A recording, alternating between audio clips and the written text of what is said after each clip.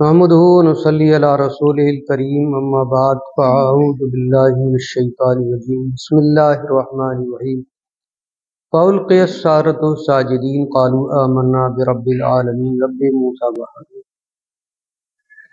صدق اللہ العظیم۔ سامعین، آئیے ہم سب مل کر سب سے پہلے بارگاہ رسالت میں ہدیہ درود پیش کریں۔ پڑھیں اللہم صلی علی سیدنا و شفینا و نبینا مولانا محمد وعلی آل سیدنا مولانا محمد۔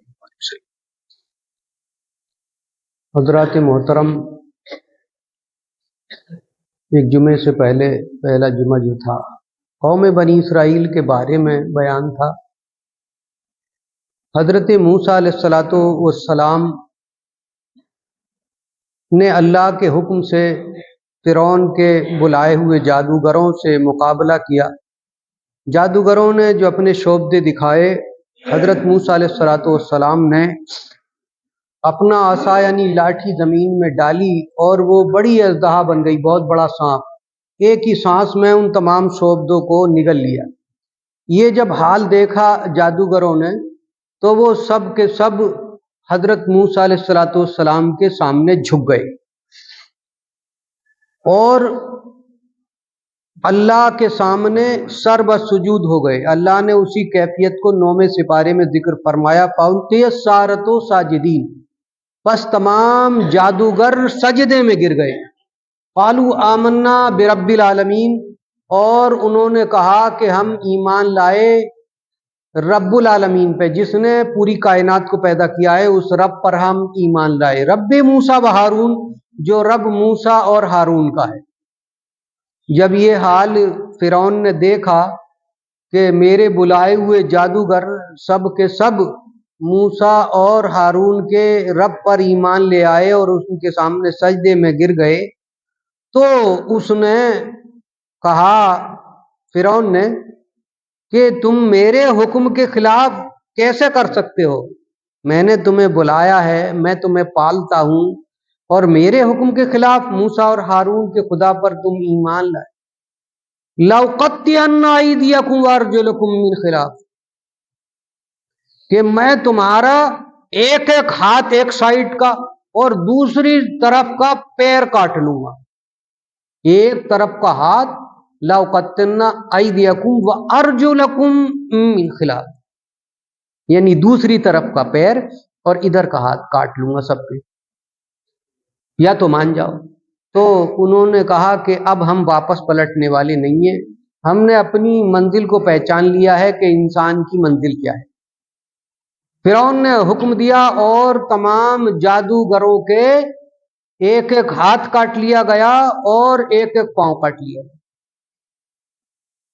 مگر اتنی تکلیف پر بھی اور عبرت کے لیے انہیں ڈال دیا گیا سر راہ، اتنی تکلیف اور بے عزتی پر بھی وہ اپنے ایمان سے واپس نہیں پلٹے کہ ہم جان تو دے سکتے ہیں مگر اپنے رب کو ہم چھوڑ نہیں سکتے۔ یہ اللہ پر ایمان رکھنے والوں کے لیے پہلے سے ہی مشکلات آئی ہیں اور وہ ان مشکلوں میں، ان تکالیف میں صبر و استقامت کے ساتھ رہے ہیں، تو اللہ نے انہیں جزا عنایت فرمائی ہے۔ حضرت موسیٰ علیہ السلام محل میں رہے تھے تو محل کی کنیزوں کو بھی دین سکھا دیا تھا۔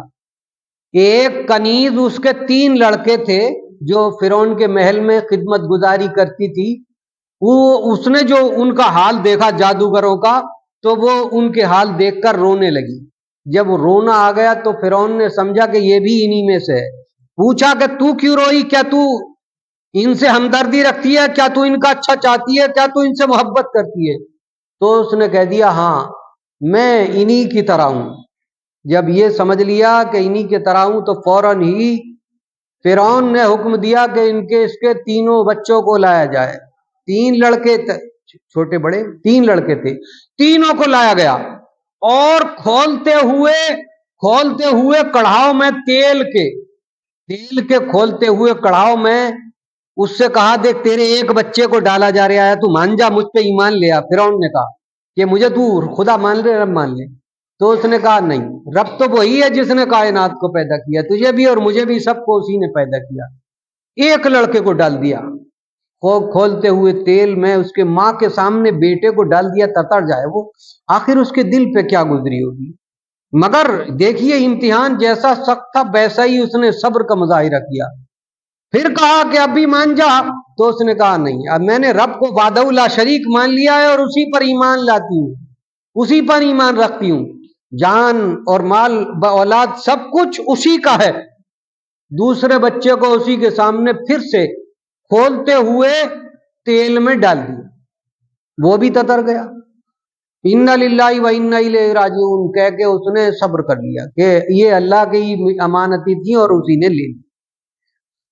تیسرے بچے کو جب ڈالا جا رہا تھا، تیسرے بچے کو، تو اس کی مامتا بھڑک اٹھی اور وہ رونے لگی، اس کی آنکھوں سے آنسو جاری ہو گئے، آنسو جاری ہو گئے اور رونے بلبلن۔ تو فرعون نے یہ سمجھا کہ شاید اس کا دل جو ہے بچوں کی محبت میں پسیج گیا ہے اور یہ اب مان جائے گی۔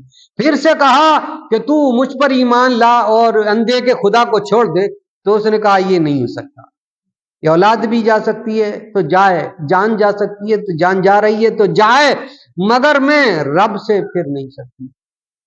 تیسرے بچے کو ڈال دیا گیا۔ جب تیسرا بچہ اس میں جل گیا، یعنی تتر گیا یہ کہو، تو مطلب عالم باطن میں اوروں کو تو دکھائی نہیں دیا، اس نے اس عورت کو کھڑے ہو کر کے کہا کہ والدہ محترمہ، میری پیاری ماں، تمہیں گھبرانے کی ضرورت نہیں ہے، گھبرانے کی ضرورت نہیں ہے، بظاہر یہ آگ ہے، بظاہر یہ تیل ہے کھولتا ہوا، ظاہری، اندر آ کر کے دیکھو کتنا اچھا ماحول ہے، یہ جنت نشان ہے، یہ جنت کا دروازہ ہے، جنت کا دروازہ۔ جب اس نے یہ بات کہی تو اس نے تو سن لی اور انہیں سنائی نہیں آئی، وہ کیونکہ کافروں کے جو ہے سماعت پہ اللہ پردہ ڈال دیتا ہے۔